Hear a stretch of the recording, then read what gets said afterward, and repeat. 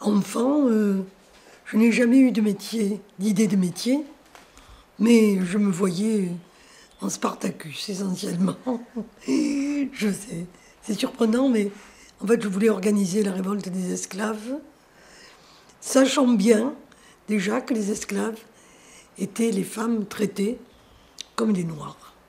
Hein, on parlait de traite des Noirs et de traite des Blanches, surtout. Dans le quartier où je suis née, j'aurai l'occasion d'en reparler à Marseille. Il y avait les maisons closes, c'était le quartier réservé. Et enfant, j'entendais parler absolument de femmes déportées, vendues, comme des esclaves.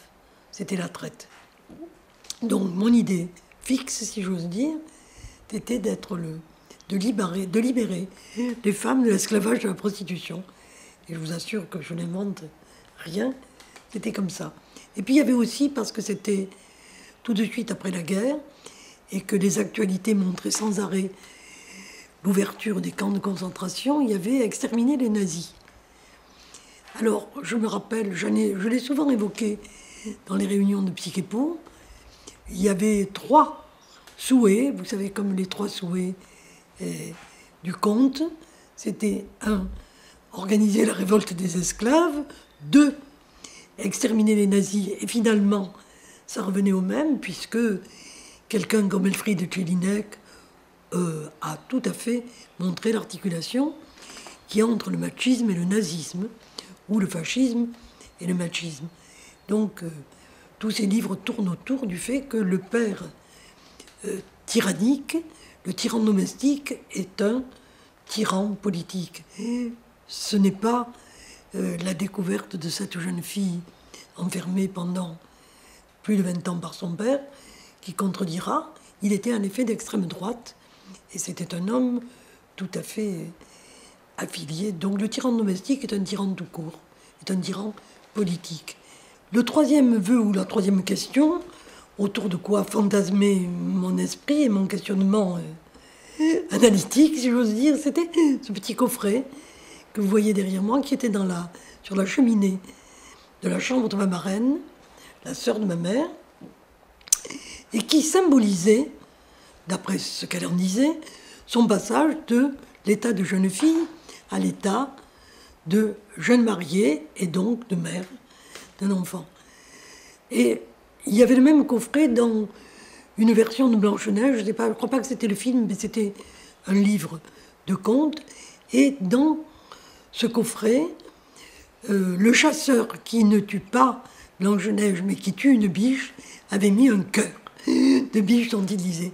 Donc, il y avait pour moi déjà sûrement une connaissance très inconsciente du sexe, qui était relayée par le cœur de Blanche-Neige, et qui était la femme à tuer ou à abattre, ou au contraire, à métamorphoser en épouse et en mère. Alors, je me demandais, quand j'ai eu connaissance d'un sexe de garçon, je me demandais comment représenter un sexe de femme, puisque, en effet, et chez ces penseurs contemporains des années 60, dont je vous ai parlé, une lecture m'avait absolument frappé, c'était Le Roi Gourand, le grand paléontologue, archéologue, paléontologue, et qui avait découvert ou questionné des peintures rupestres qui représentaient à côté d'un sexe mâle un triangle qui représentait effectivement, qui symbolisait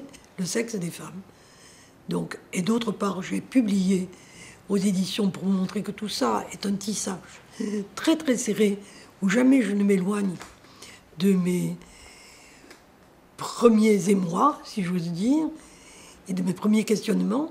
J'ai publié un livre il y a 3 ans qui s'appelle Le langage de la déesse, et qui est un livre très beau, très savant, très érudit, sur les déesses de la Méditerranée et l'Asie mineure, avant l'instauration des monothéismes, et où on voit en effet, à Malte et partout jusqu'en Mésopotamie, des représentations du sexe des femmes qui va au-delà du triangle, puisqu'il y a la tête de taureau partout, dont on s'aperçoit que c'est une stylisation de l'utérus.